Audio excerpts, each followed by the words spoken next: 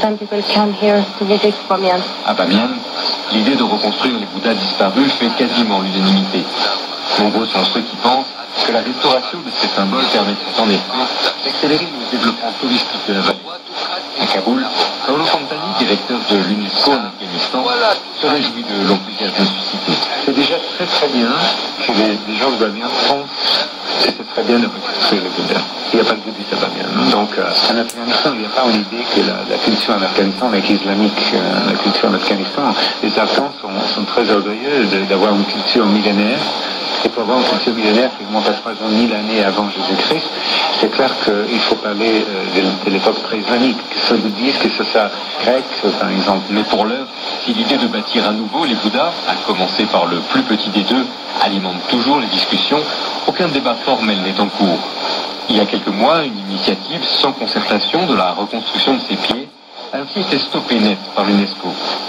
Car outre toutes les questions techniques et de faisabilité, une éventuelle reconstruction sans l'aval de l'Agence des Nations Unies et de ses experts risquerait de remettre en cause le classement du site au patrimoine mondial. Le débat, en fait, est surtout un débat national.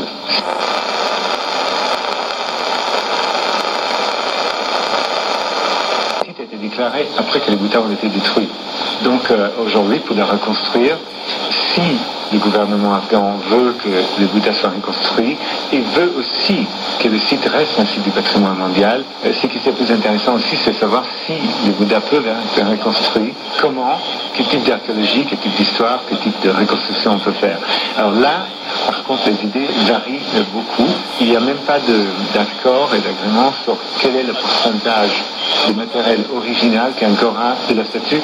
Il y en a certains, ils ne sont pas peu, qui disent que en fait, c'est le vide qui est le symbole du site du patrimoine. Si un jour on ouvre un débat national et international sur la reconstruction de Bouddha, ce sera un débat très intéressant de plein de points de vue philosophiques.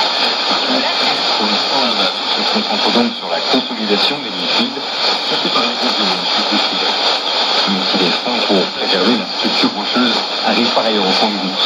Une situation qui n'empêche pas Paolo Fontani de vouloir croire au développement futur de Bamiyan dans le cadre d'un Afghanistan apaisé.